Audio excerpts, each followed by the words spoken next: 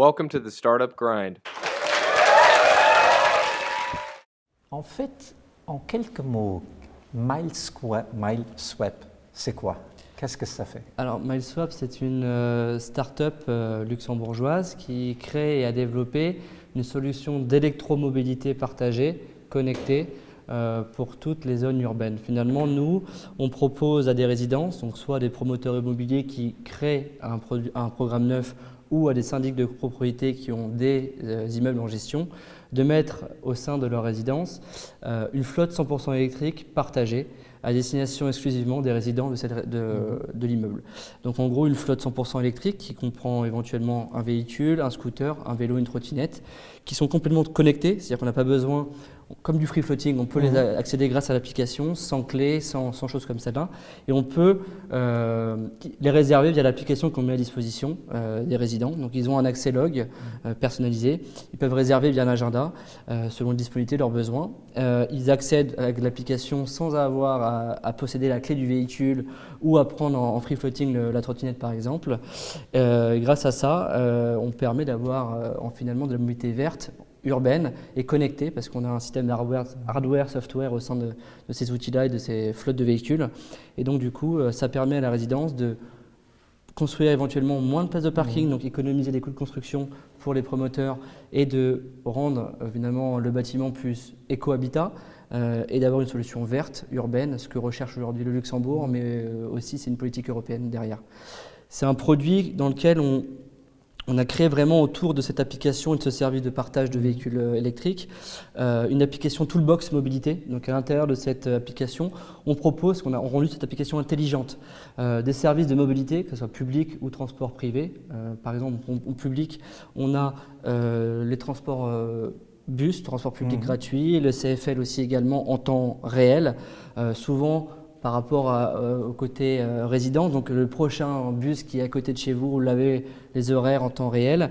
On a également tous les bancs de chargie disponibles au niveau de Luxembourg, parce que vu qu'on propose une flotte électrique, on pourra recharger également.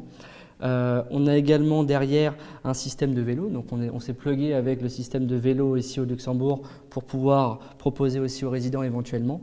Et le but de tout cela, c'est que, imaginons, on souhaite aller quelque part à un point B, donc je suis par exemple à la gare et je souhaite aller faire mes courses au Kirchberg par exemple.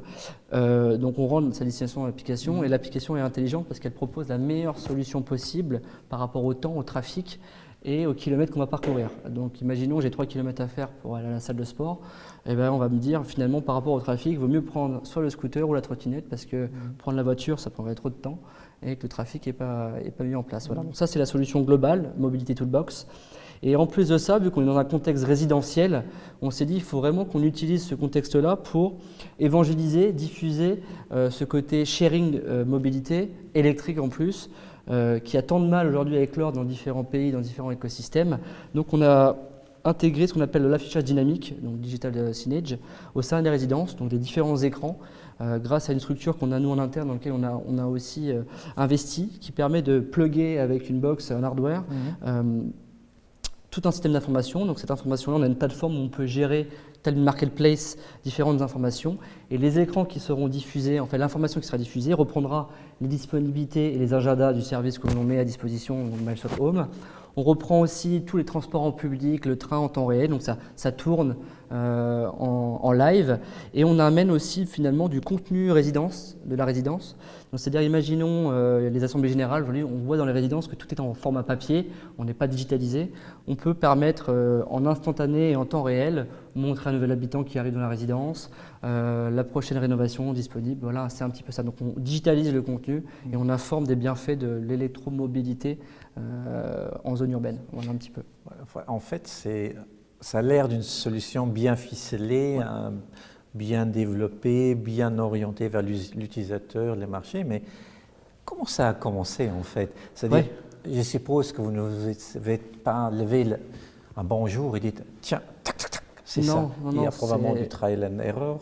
Il y a plein d'erreurs, il y a plein de. En fait, à la base, on avait créé Carvroom, qui était une plateforme d'échange de véhicules entre particuliers, mais avec la spécialité que c'était complètement gratuit. On avait créé une monnaie virtuelle qui donnait une valeur d'usage à chaque véhicule, donc à chaque propriétaire qui rentrait sur la plateforme, en fonction de métriques comme sa marque, son modèle, on lui donnait une valeur d'usage en monnaie virtuelle qu'on avait créée, qui était les Milecoins. Et voilà, c'était un peu le contexte qu'on avait créé aujourd'hui. On était présent en France avec un partenaire assurantiel et au Luxembourg. Mais au fil du temps, on a constaté qu'on allait plutôt enrichir Google et tous ces annonceurs-là pour être présents parce qu'il y a un coût d'acquisition, il y a un volume à acquérir pour être viable et pour qu'il y ait une offre et une demande. Donc on était au CES de Las Vegas en janvier 2019 avec la délégation luxembourgeoise et on a fait un pivot. On s'est dit que si on continuait comme ça, on allait peut-être mourir, donc la société allait peut-être mourir, donc il fallait pivoter. Il nous restait des ressources financières. Donc on s'est dit, il faut qu'on trouve une solution. Et il y a moins de 3 mois, on a décidé de créer MileSwap Home, qui est le produit pour lequel aujourd'hui on est présent, qui est l'électromobilité comme je vous ai expliqué. Et ça fait 3 mois qu'on a développé et aujourd'hui on commercialise à partir du mois prochain ce service-là vis-à-vis des promoteurs ou des syndics de copropriété. Mais pour pouvoir pivoter, ça veut dire quand même que vous êtes une équipe assez flexible, assez agile. On avait cette chance-là d'avoir levé un peu de fonds déjà sur le premier sujet. On avait levé à peu près une fourchette de 600 000, mais qui était découpée en différents usages. Okay, oui. Un premier tour de table de 100, avec un commitment de 600 000. Mais par rapport à ce projet-là, du coup, les 500 autres n'ont pas été levés et on avait 100 000. Donc sur ces 100 qui restaient, la somme qui restait, on a pu pivoter et continuer parce qu'aujourd'hui, on a 2 développeurs en interne qui permettent d'être agile et flexible. Voilà. Et toutes ces choses qu'on a appris finalement, parce que c'est un projet familial, donc j'ai 2 autres partenaires, dont mon père et son associé historique également, donc c'est assez familial. Et ça permet de pivoter rapidement et c'est comme ça qu'on est arrivé à aujourd'hui le produit MileSwap Home. Voilà. Mais avec ça, il y a quand même un certain écosystème qui est autour, c'est-à-dire c'est pas uniquement Carvroom ou MileSwap, c'est-à-dire vous avez quand même un écosystème de produits et services qui font que vous pouvez être soutenable. Oui, complètement, parce que moi j'ai grandi dans une famille d'entrepreneurs, donc j'ai appris et j'ai tout le temps vécu avec que ce soit mon père ou ma mère, ils ont toujours été entrepreneurs, donc j'ai grandi dedans. Et j'ai décidé de le rejoindre Luxembourg parce que c'est moi qui avais proposé ce produit-là, à l'époque Carvroom. Il avait trouvé ça intéressant, donc on s'était lancé dedans. Et comme on sait, dans toute start-up, au début, elle n'est pas rentable, donc il faut trouver des solutions pour rentabiliser. Donc c'est soit on a un boulot à côté et on travaille sur son produit. Je pense que les entrepreneurs peut-être dans le coin, ils savent de quoi je parle. Ou on crée d'autres structures à côté qui permettent d'être rentable plus rapidement. Donc on a développé, grâce à l'outil Maison Bredeve, je ne sais pas si vous le connaissez, qui est un accompagnateur de projets innovants. J'ai créé la Web Agency, donc Bredeve Web Agency. Et on accompagne les PME ou les startups dans leur digitalisation, mais dans une approche plus mobile. Parce qu'on a des experts, avec mes développeurs, on est des experts mobiles. Donc on les accompagne.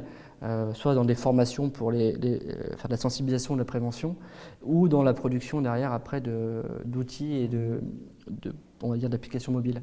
Et en plus de ça, on a investi aussi dans l'affichage dynamique, qui est un produit qu'on a incorporé dans MileSwap Home, qui est ce produit de l'affichage dynamique en temps réel, qui s'appelle NextUp.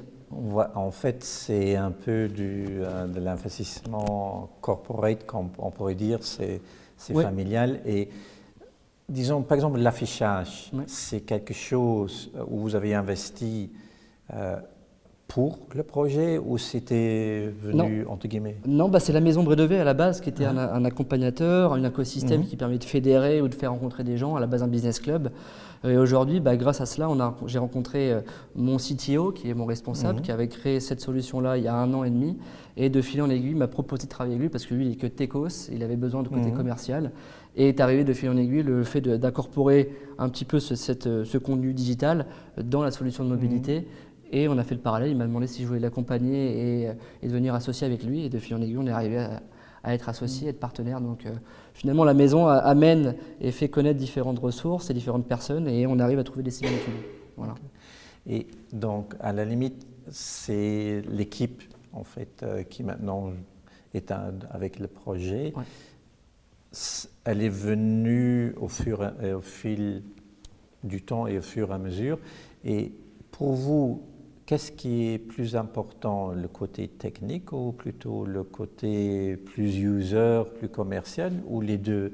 Ou, comment vous partagez les tâches un peu? Quand on conçoit un produit, déjà, il faut qu'il soit user, mobile en l'occurrence, parce qu'on est mobile first, et user friendly, bien évidemment, mais rien ne va sans la technologie. Aujourd'hui, nous, la plateforme, vu que c'est interconnecté, c'est l'électromobilité, on est à la fois, on a l'IoT, donc il faut la compétence en IoT, en intelligence artificielle derrière, donc on a trouvé ces compétences-là pour les mixer et avoir un produit que l'on pense user-friendly, mais il faut le tester sur le marché, donc il faut produire rapidement, tester avec les premières fonctionnalités pour éventuellement dans le futur coller davantage aux besoins, mais il faut arrêter de faire 3 ans ou 2 ans de R&D, il faut rapidement créer, développer, lancer, tester, et après on voit comment ça marche, voilà. C'est un peu le but. Et ici au Luxembourg, souvent on dit que le Luxembourg est un peu plus conservateur. Pour trouver des users, des friendly users pour tester, etc. C'était difficile ou vous diriez... Sur le premier projet? Oui. Oui, c'était assez compliqué. Moi j'avais fait grâce à TestMyApp à l'époque du test plutôt technique sur la plateforme. Trouver des bêta-testeurs pour faire le côté, à l'époque, échange de véhicules, très compliqué. Puis comme je disais, il fallait mettre des coûts marketing derrière. Mais pour notre produit qui est plus basé résidentiel, aujourd'hui, on est en contact avec des grands acteurs du domaine d'automobile, même que ce soit local ou international, et des acteurs aussi de l'habitat qui sont très fervents de ces choses-là. Et on est en train de voir pour faire 2-3 projets tests assez rapidement. Notamment sur le projet au niveau Capellen qui s'appelle Elmen, avec le quartier éco-responsable de 2000 habitants, pour 2000 personnes à peu près. Et on a d'autres idées avec aujourd'hui un des plus gros syndics de Luxembourg pour tester sur du bâtiment existant. Parce que le plus compliqué, c'est le bâtiment existant. Parce qu'un bâtiment en programme neuf, il peut s'habituer ou s'accommoder à notre besoin et à notre service. Voilà un peu. Mais c'est plus simple dans ce qu'on est en train de faire aujourd'hui. Plus rentable, rapidement. Donc, et aussi l'état d'esprit, les gens sont déjà prêts parce que vous avez débouché une niche actuelle qui est porteuse. Ça fonctionne au niveau, c'est marrant, mais au niveau au Canada, au niveau maison de retraite, l'autopartage au niveau des maisons de retraite comme ça. Aujourd'hui, on voit avec les lois, la législation européenne ou les stratégies européennes, jusqu'à l'horizon 2030, on veut moins 30 ou moins 50% d'émissions des gaz à effet de serre en moins. On est vers un côté Smart City, Smart Mobility, donc on est vers l'énergie renouvelable et vert. Etienne Schneider, le ministre de l'économie, qui a stipulé que dans toute nouvelle construction, aujourd'hui, il fallait au moins 25% dans les parkings d'électromobilité. Voilà, on arrive dans ce sens-là aujourd'hui. Et puis, il faut savoir qu'au Luxembourg, il y a 0,7 places de parking pour un logement, sachant qu'une famille a en moyenne 3 véhicules par ménage. Donc c'est bien compliqué. Donc il faut trouver des solutions et on s'est un petit peu, on a pivoté, mais en voyant aussi le trend actuel, qui est le côté vert et le côté urban mobility un peu vert. Voilà, c'est ça le pivot et comment on a fonctionné. Mais disons, faire le pivot de ce que vous avez fait auparavant de Cave Room, qui était un système basé de coin ou autre, vers maintenant ceci. C'était difficile ou c'était plutôt facile? Ah oui, parce qu'on n'avait pas encore à l'époque, j'avais pas encore mes développeurs en interne, donc on a tout externalisé. On parlait tout à l'heure sur le Xenon Car, c'est très compliqué le côté IT quand on est en externe. Voilà. C'était dur, c'était compliqué. En R&D, on a mis plus de 8 à 10 mois à créer la plateforme bêta version. Là, en 3 mois, j'ai déjà tout sorti. Et quand on fait la différence entre le coût que j'ai payé pour avec un prestataire externe et l'investissement de recruter quelqu'un, j'ai déjà gagné. En tout cas, je dépense beaucoup moins d'argent. Voilà. Oui, ça, je m'en doutais. Mais le changement a été fait grâce à CMS aussi. Voilà, c'est grâce à ça, on avait fait une étude aussi avec CMS et l'OR, et on avait dû changer de nom, et c'est venu là, et puis ça s'est enchaîné sur le changement après de produit. Voilà. Et en fait, comme si vous dites développer, il y a quand même aussi la propriété intellectuelle qui va avec. Exactement, on travaille avec l'OR, dont le programme IP Startup à ce sujet-là, pour pouvoir protéger la marque, protéger l'identité, tout ce système-là, même le breveter après toute la technologie derrière. Voilà, c'est un travail qu'on fait avec l'OR. Mais d'un autre côté, comment vous voyez, disons comme ça, maintenant, vous êtes au niveau pilote, et vous avez une vision où vous dites, OK, à partir de là, on aimerait quand même émettre des factures. C'est Ouais. quand est-ce que vous voyez les premières factures pourront être émises? Bah, les premières factures, elles vont arriver dès lors que dans un projet test, on a déjà les premières factures parce qu'on ne va pas pouvoir subventionner les projets de Voilà, test c'est partout ça. au Luxembourg. Donc on a, nous, dans notre business model, sans l'expliquer vraiment, Non. on a ce qu'on appelle du one-shot rémunération et du mensuel, donc de la récurrence, Voilà. parce que tout ce système un peu ce package-là en fait, qu'on propose va être répertorié sur les charges de copropriété des bâtiments et des locataires ou des propriétaires. Donc nous, on a un prix d'installation où là, on se fait rémunérer avec notre marge. Et derrière, il y a de la récurrence pour tout ce qui est maintenance, SAV, hotline derrière, pour répondre, helpdesk, tout ça. Donc, C'est alors un peu le transport as a service. c'est ça, Voilà. Transportation as a Service, c'est comme ça qu'on l'appelle. On connaît le MAS aujourd'hui, qui commence à devenir, grâce à des acteurs luxembourgeois ou même plus européens et mondiaux, être connu, Mobility as a Service, mais nous on est plus Transportation as a Service. Et là, Transportation as a Service, la différence c'est qu'on rend le déplacement intelligent, en tout cas la mobilité plus intelligente, en faisant de l'intelligence artificielle et de l'IoT derrière. Et c'est ça ce qu'on est en train de mettre en place. Et en plus, les datas que vous collectez, vous allez les traiter par après. Ce qui est super avec le fait de connecter les véhicules et autres, c'est qu'on va proposer, grâce à nos outils qu'on a en interne, des rapports mensuels aux habitants en leur montrant l'éco-conduite, les économies de coûts qu'ils font par rapport à la possession d'un deuxième ou d'un troisième véhicule. Tous ces rapports-là qui montreront l'efficacité finalement de posséder, d'utiliser et de payer pour de la mobilité et non de posséder un véhicule dans le futur. Parce que demain, ça va être compliqué. Dans 2021 ou 2022, le diesel sera interdit au Luxembourg. C'est déjà le cas en Finlande et dans tous ces pays-là. Donc on va arriver dans des villes qui seront... en tout cas, les places de stationnement sont réservées à des services d'autopartage ou de sharing. Et il n'y aura quasiment plus de place pour la possession de véhicules. Mais le développement, disons comme ça, si on peut dire que vous voyez plutôt le Luxembourg comme un test bed. Si ça fonctionne ici, c'est bien, il y aura la rémunération. Et après, vous voyez le développement un peu plus large ou... Oui, déjà nous, par rapport à ça, par rapport au coût des R&D qu'on a mis en place, la mise en place de notre solution dans une résidence d'environ 15 logements, on est déjà rentable. On a déjà rentabilisé la R&D. Il nous faudrait environ, sur les 6 prochains mois, 2 à 3 résidences pour commencer à trouver le break-even. Et par la suite, c'est devenir déjà un peu un leader sur le marché, d'être reconnu, de fonctionner, d'essuyer un peu les plâtres avant d'ouvrir à d'autres marchés. Et par rapport à la localisation de Luxembourg, ça peut être la France, ça peut être la Belgique, l'Allemagne. Et après, on rêvons plus grand, ça c'est le but. D'accord. Donc en fait, vous avez un plan d'affaires, un business plan, mais vous ne dites pas, comme dans beaucoup de business plans, on voit, OK, on va être leader, on va avoir autant de pourcents là-bas. Le premier marché, c'est la Chine, le deuxième, c'est le Japon, ensuite, c'est les États-Unis, on va être les maîtres du monde. C'est-à-dire, vous êtes réaliste et pragmatique. C'est aussi l'apprentissage qu'on a eu avec le premier produit Carroom, en l'occurrence, c'est qu'aller conquérir un marché comme la France, même s'il n'est pas aussi grand que les États-Unis par exemple, acquérir dans chaque ville et être présent, ça a un coût énorme. Donc, des fois, il faut même s'installer dans une seule ville, montrer la viabilité. Et ce qui est bien avec Luxembourg, c'est qu'éventuellement, si on a du SAV à faire, on peut très vite se déplacer à Esch, comme on peut se déplacer à Clairvaux, au Luxembourg, très rapidement. Donc c'est aussi ça l'intérêt. Voilà. Mais on a aussi un exit stratégie derrière où on se dit qu'on a X temps pour développer le produit et sortir derrière. Voilà. Qui est environ entre 5-6 ans. Ce qui est assez classique. Oui, voilà, c'est ça. Et en fait, c'est-à-dire, vous avez maintenant le produit, vous avez tout in-house. Et quel est, disons, le challenge que vous voyez? Car en fait, auparavant, vous avez dit, OK, je faisais le développement, je l'avais externalisé. Alors, c'est une relation fournisseur, co-contractant, etc. On avait des SLA et tout le bazar qui ne fonctionne de toute façon pas si on en a besoin.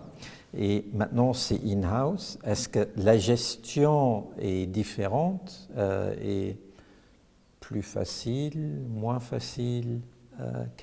Comment vous le verriez? L'expérience en externalisation, c'était chaotique. Après, je pense que d'autres ont eu plutôt des expériences peut-être intéressantes et positives. Moi, c'était chaotique.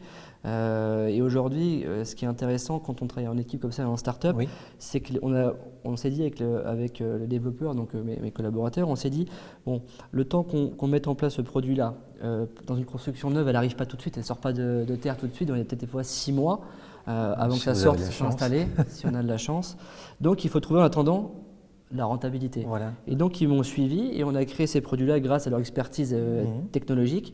Et on s'est dit, il faut on aime travailler ensemble, on veut grandir ensemble, donc utilisons, j'ai envie de dire, les skills de chacun pour développer les projets. Et donc est arrivé NextUp, est arrivé l'Agency Web, et derrière, on est capable de développer, même si le MySwap Home, qui est le bébé, le produit phare qui est le plus scalable, c'est un produit qui va peut-être prendre du temps avant de démarrer, en tout cas dans des résidences neuves. Donc on a trouvé des solutions en attendant pour qu'ils puissent pérenniser leur boulot, et ils le savent, et soient aussi à la fois performants.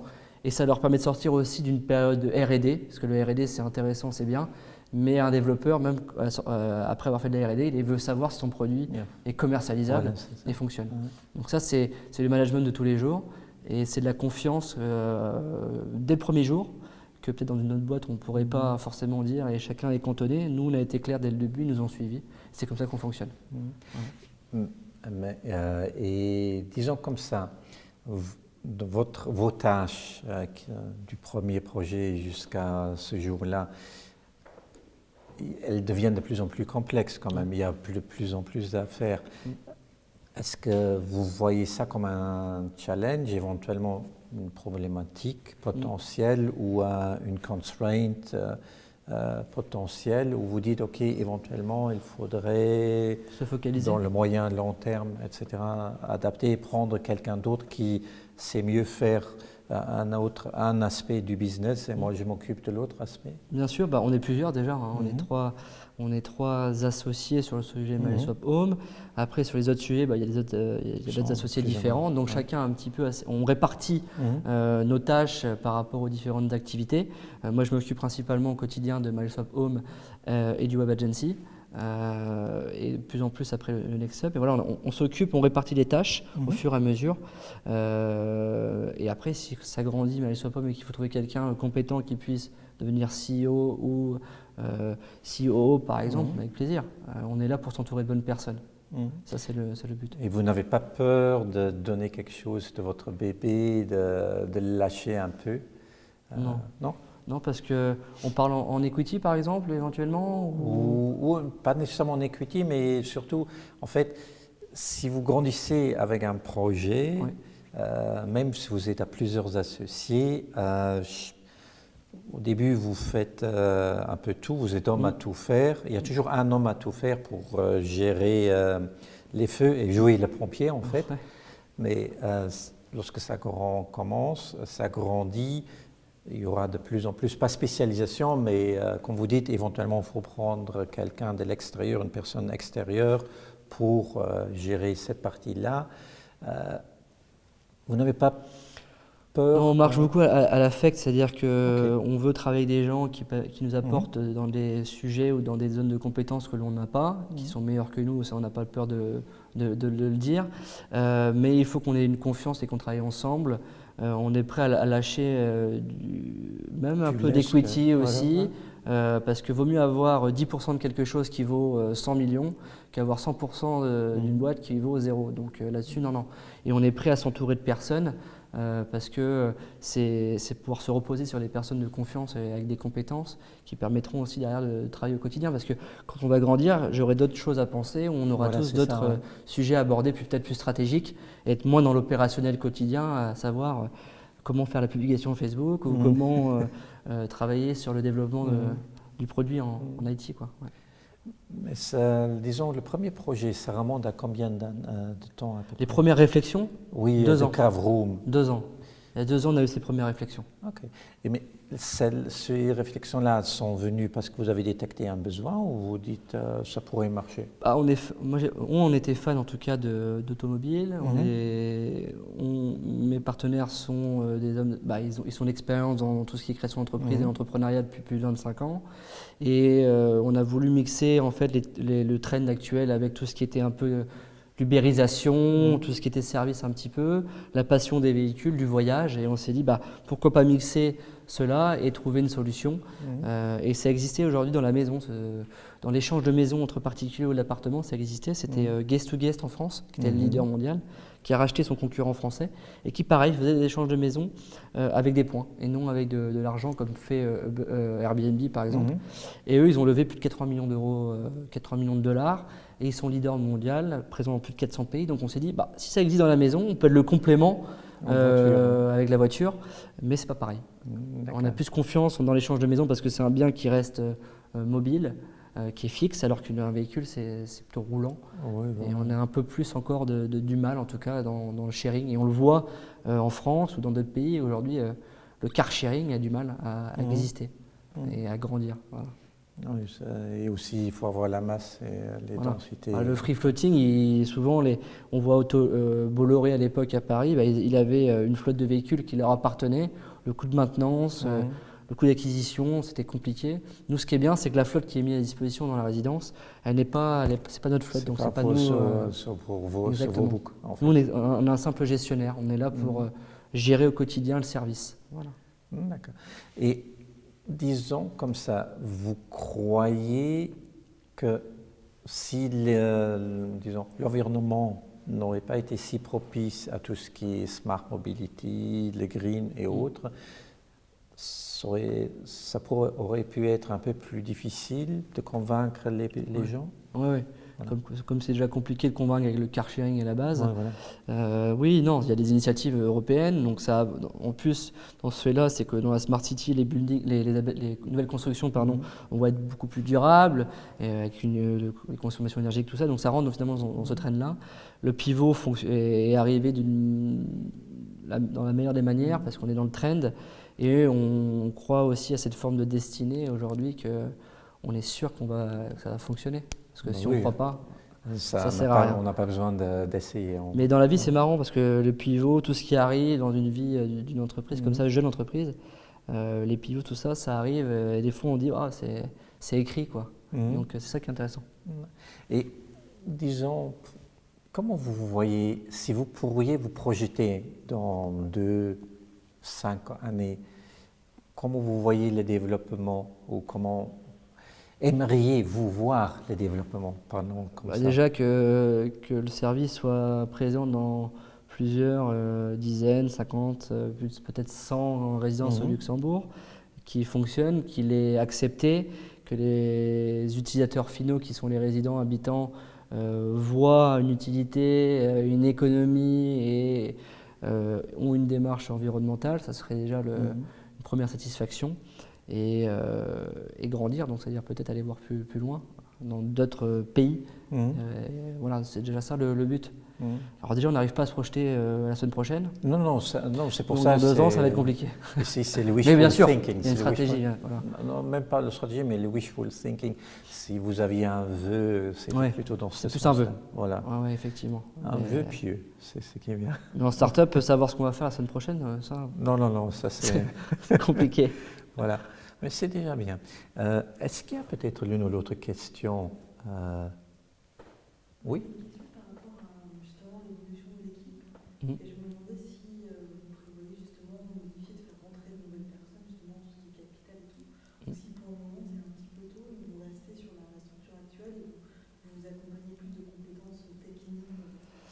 Alors, à la base, on investit sur les hommes qu'on a recrutés parce qu'on pourrait se dire on cut ça et on fait petit à petit, on prend du temps. Mais on a vu que du premier jour, on a discuté de cette idée-là et le jour où elle est sortie l'idée et qu'aujourd'hui, on est en phase finale de test, donc on est en train de mettre le boîtier dans les véhicules, ça a duré 3 mois, du premier au dernier jour. J'ai galéré avant, donc on a investi sur les hommes de confiance avec qui on travaille, qui on est satisfait aujourd'hui. On est ouvert au capital forcément et à des capitaux extérieurs, mais pas à n'importe quelles conditions, pas avec n'importe quelle personne ou entité ou structure ou VC, ce que vous voulez. Il faut qu'il y ait un apport et qu'ils amènent réellement leur plus-value dans le projet. Donc c'est faire grandir avec nous. Mais on est en discussion aujourd'hui avec des acteurs locaux et internationaux qui souhaitent intégrer, soit sous une forme de partenariat classique ou soit dans des capitaux. Oui, s'il vous plaît. Au niveau de la concurrence, est-ce qu'il y a quelque chose qui existe? Enfin, je pense à l'international, pas forcément au Luxembourg, des projets similaires Alors à Luxembourg, je connais très bien Movie, je ne sais pas si vous connaissez Movie, qui propose un petit peu aussi pareil de l'autopartage, d'électromobilité un peu multimodale, mais pour les entreprises. Mais j'ai vu un petit peu en discutant avec Sébastien, que je connais bien, il avait à la base cette utopie d'être full électrique, et on voit que c'est quand même les 3/4 des véhicules qui sont mis à disposition et par la volonté des entreprises sont encore thermiques. Donc il y a un peu de changement, il y a encore un peu de réticence au changement, mais on va arriver vers l'électrique, parce qu'en 2020, tous les constructeurs le sortent. En tout cas, ce n'est pas forcément on va dire un concurrent direct, c'est plus, on peut voir des similitudes ou des partenariats avec ce genre d'acteurs-là. Et après, au niveau européen, voire mondial, c'est plutôt différents acteurs qui proposent la trottinette, qui proposent du véhicule, du scooter. Et nous, on propose le mix de tout ça, mais dans un cercle fermé. Donc pas de coût d'acquisition, moins de charges de flotte de véhicules. On gère des petits ensembles finalement. Voilà. Mais en plus, c'est les habitats collectifs. Oui, tout type d'habitat résidentiel. Mais pas que, mais il faut se focaliser au démarrage. C'est pour ça que quand on lance un produit, il faut avoir une idée de fonctionnalité par rapport à la techno, tester, lancer. Et pareil pour le ciblage des premiers clients ou des premiers targets, on va dire, customers. On s'est dit il faut aller sur le côté résidentiel, neuf ou pas neuf, collectif, pas collectif, lotissement étudiant ou pas étudiant, j'ai envie de dire logements sociaux, pas logements sociaux, peu importe, même habitation haut de gamme, on est là, on peut s'adapter avec les Tesla ou autres, mais on peut aller dans un moyen court terme vers les hôtels, vers les campings. Voilà. Exactement, on peut aller très très loin.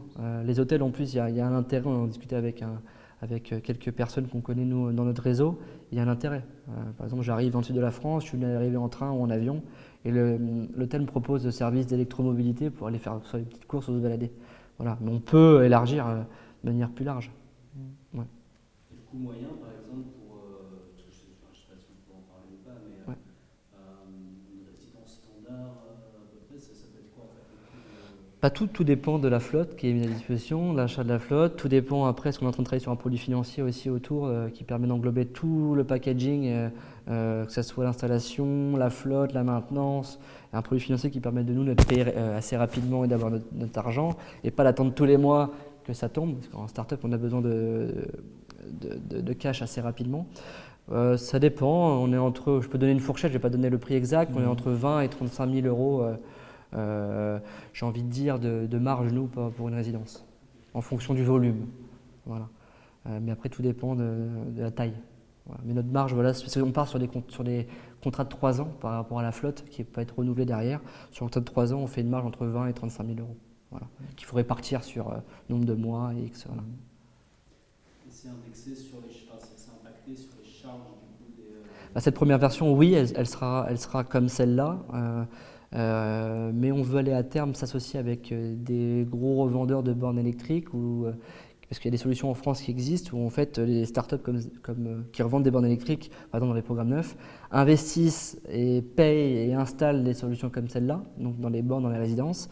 Et après, c'est un abonnement mensuel sans engagement. Donc si par exemple un utilisateur ou dans une AG par exemple, il y en a 7 qui ont voté oui et 3 qui ont voté non. Si les 3 qui ont voté non, qui n'aiment pas cette solution-là, ils ne sont pas obligés de s'abonner à la solution et à la borne. Et cet abonnement-là comprend l'électricité, donc le coût de fonctionnement, ainsi que les maintenances et autres. Donc là, on va aller vers ce système-là. Il faut qu'on travaille avec Enovos, il faut qu'on travaille avec ces acteurs-là. Mais dans un premier temps, dans une phase test et de projet expérimental, c'est répercuté sur les charges de copropriété. Ouais. Voilà. Sur la réticence au changement, quelquefois, Ouais. c'est quelqu'un qui possède déjà sa voiture. Exactement. Exactement, mais on a trouvé la parade parce que c'est plus compliqué d'installer peut-être le véhicule et tout ce système-là dans des immeubles existants. Donc on propose par rapport à une localisation de la mobilité plus douce. C'est-à-dire que si on est à 2 km de la gare, on mettra peut-être à disposition que les trottinettes, qu'un scooter ou que les vélos.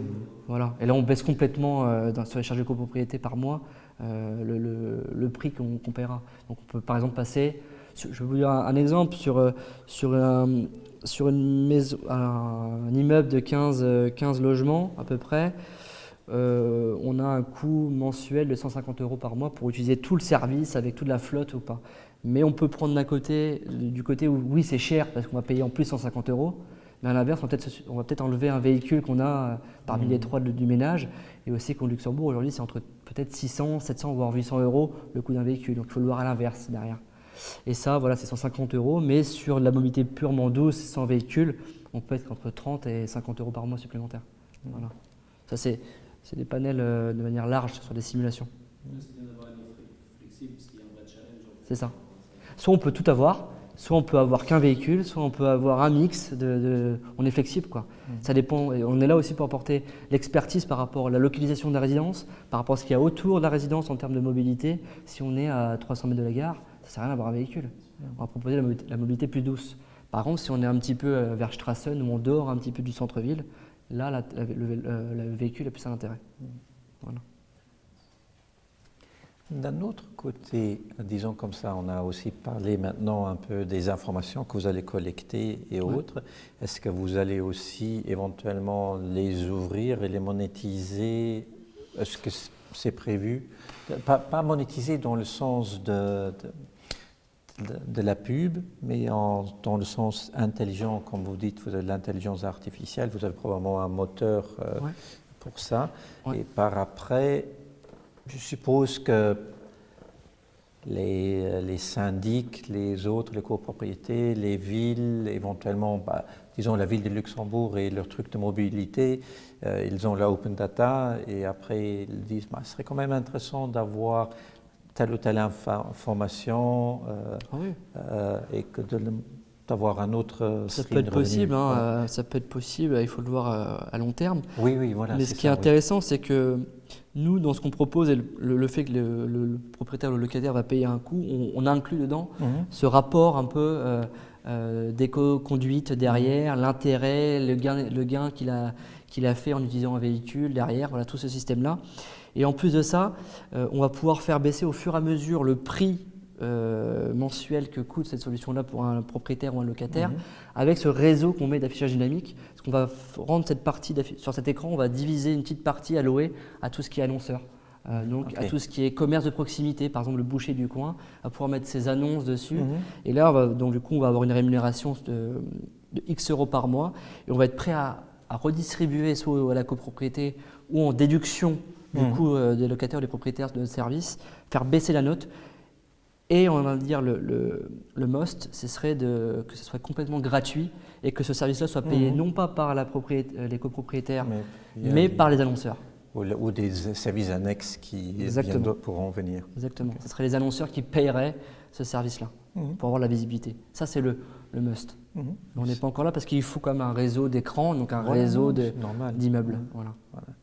D'accord. S'il n'y a plus de questions, je vous remercie vivement. Merci à vous. Merci aussi à Laure et à CMS de nous avoir hébergés et de nous avoir aussi proposé de vous avoir ici.